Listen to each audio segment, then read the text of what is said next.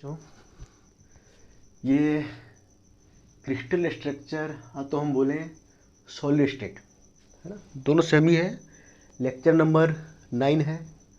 इसमें आज हम पढ़ने वाले हैं डेंसिटी इन क्रिस्टल। क्रिस्टल में कितने टाइप का डेंसिटी होता है ना। बच्चों ये लेक्चर देखने के पहले लेक्चर 6, लेक्चर 7, लेक्चर 8 देख लें, ताकि वहाँ पे कितने टाइप का क्रिस्टल होता है उसके बारे में जानकारी मिल जाएगा, है ना। यहाँ पे हम थोड़ा समझेंगे, फार्मूला यूज करेंगे, क्योंकि इससे जो है न्यूमेरिकल पूछता है। तो बच्चों क्रिस्टल में 3 टाइप का डेंसिटी होता है। एक होता है वॉल्यूम डेंसिटी, जिसको हम डिनोट करते हैं रो भी से। एक होता है प्लेनर डेंसिटी, जिसको डिनोट करते हैं रो पी से। एक होता है लीनियर डेंसिटी, जिसको हम डिनोट करते हैं रो एल से। सबसे पहले देखते हैं कि वॉल्यूम डेंसिटी क्या होता है ना। वॉल्यूम डेंसिटी रो भी है ना। बच्चों वॉल्यूम डेंसिटी का जो फॉर्मूला होता है ना, रो भी बराबर होता है weight of average number of atoms divided volume of unit cell. इसका फिजिकल मीनिंग ये है, मतलब बच्चों कि एक यूनिट सेल में एवरेज नंबर ऑफ एटम्स का वेट कितना है। समझ लो बच्चों, जैसे हम सिंपल क्यूबिक लेते हैं, सिंपल क्यूब में कितना एटम्स होता है, एक होता है। तो एक एटम का वेट कितना होगा पर यूनिट सेल, है ना। तो ये फार्मूला है ना। अब बच्चों wait of average number of atoms, इसका जो फार्मूला होता है weight of average number of atoms, है ना, वो होता है average number of atoms into atomic weight divided Avogadro number. बच्चों इसको यहाँ पे रखोगे इसमें, तो फाइनल जो फार्मूला बनेगा वो बनेगा रो भी बराबर average number of atoms into atomic weight divided Avogadro number into volume of unit cell. ये बच्चों इस फार्मूला का ध्यान रखना, है ना। जहाँ पे बच्चों जो एन एवरेज है ये है effective number of atoms in unit cell. हम बताए थे सिंपल क्यूबिक में जो एन एवरेज होता है वो 1 होता है। सिंपल क्यूबिक में जो एवरेज नंबर ऑफ एटम्स होता है वो 1 होता है। बीसीसी में जो होता है वो 2 होता है। एफसीसी में जो होता है वो 4 होता है। ठीक है बच्चों। और बच्चों थोड़ा ध्यान देना, इसका यूनिट क्या होगा, है ना। ओवरऑल यूनिट निकालोगे ना बच्चों तो आएगा केजी पर मीटर क्यूब। डेंसिटी का यूनिट क्या होता है, मास पर यूनिट वॉल्यूम, केजी पर मीटर क्यूब, है ना। ये इसका मीटर क्यूब आएगा, यहाँ से केजी आ जाएगा। देखो तो ये भी हो सकता है सीजीएस में ग्राम पर सेंटीमीटर क्यूब, है ना। अब बच्चों एटॉमिक वेट जो होता है वो उसका जो यूनिट होता है वो एएमयू होता है, तो फिर ग्राम पर मोल होता है। अगर कुछ नहीं लिखा है तो समझ जाओ कि वो ग्राम पर मोल में है। जैसे मान लो कि सोडियम का जो एटॉमिक वेट होता है वो 23 होता है ना। सिर्फ 23 कहीं पे दिया है तो समझ जाना कि वहाँ पे 23 ग्राम पर मोल लिखा गया है। ठीक है। और एवोगाड्रो नंबर तो पता ही है ना। ये क्या होता है 6.023 × 10⁻23 एटम्स पर मोल के बराबर होता है ना। अगर मॉलिक्यूल है तो मॉलिक्यूल पर मोल होगा, है ना। चूंकि हम यहाँ पे एटम का बात कर रहे हैं इसलिए यहाँ पे एटम्स पर मोल। ठीक है बच्चों एक क्वेश्चन लेते हैं। एक क्वेश्चन से हम समझ जाएंगे कि किस टाइप का क्वेश्चन जो पूछता है, किस टाइप से हम यूज करेंगे इस फॉर्मूला को। ठीक है। एक क्वेश्चन देखो तो यहाँ पे लिखे हैं copper has FCC structure.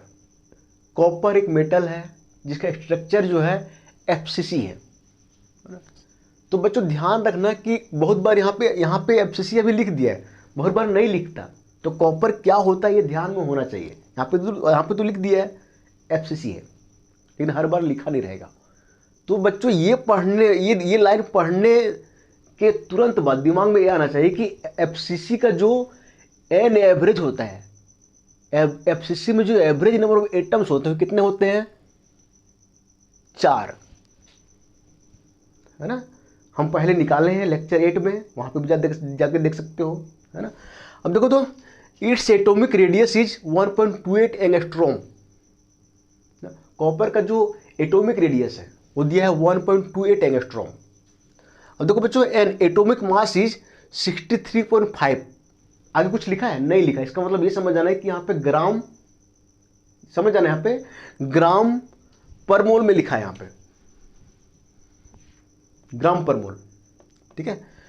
The density of copper will be, copper का डेंसिटी क्या होगा। 4 ऑप्शन है बच्चों, देखो तो चारों में देखो एक चीज कॉमन है, इधर का वैल्यू, ये वैल्यू, ये वैल्यू, ये वैल्यू, ये वैल्यू सेम है, सिर्फ यूनिट जो है डिफरेंट है। यहाँ पे है केजी पर mm क्यूब, यहाँ पे है केजी पर मीटर क्यूब, यहाँ पे है केजी पर सेंटीमीटर क्यूब, यहाँ पे है ग्राम पर मीटर क्यूब, है ना। तो बच्चों सॉल्व करते देखते कौन सा वैल्यू आता है। देखो बच्चों दिया क्या क्या है, कॉपर दिया है ना, कॉपर क्या दिया, एफसीसी है ना, कॉपर जो है एफसीसी है, और हम लोग को पता है एफसीसी का जो एवरेज नंबर ऑफ एटम्स होता है वो कितना होता है, 4।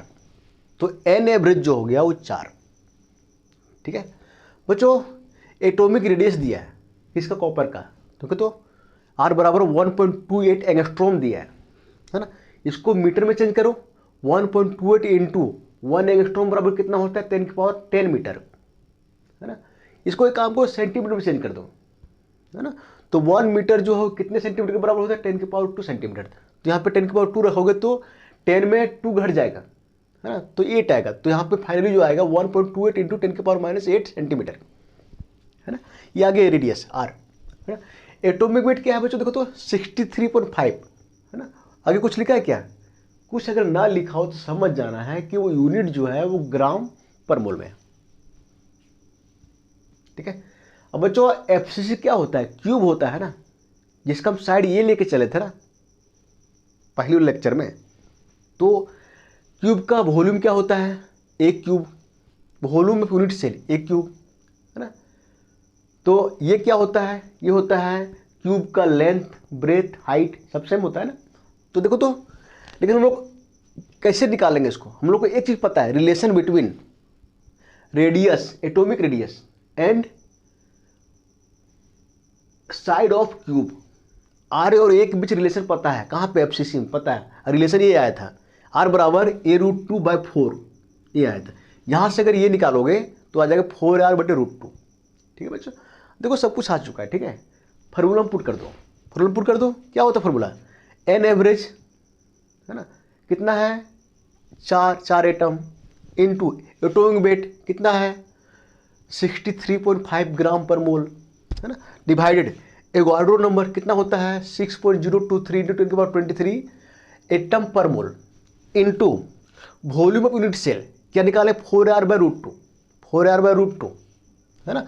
अब वॉल्यूम निकालेंगे तो क्या हो जाएगा, क्यूब हो जाएगा ना, ऐसे हो जाएगा ना।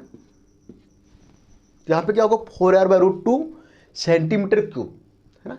बच्चों यहाँ देखो सेंटीमीटर क्यूब यहाँ पे आ जाएगा, इसको R का वैल्यू पुट कर दोगे यहाँ से, कहाँ पे है, यहाँ से सेंटीमीटर में, है ना।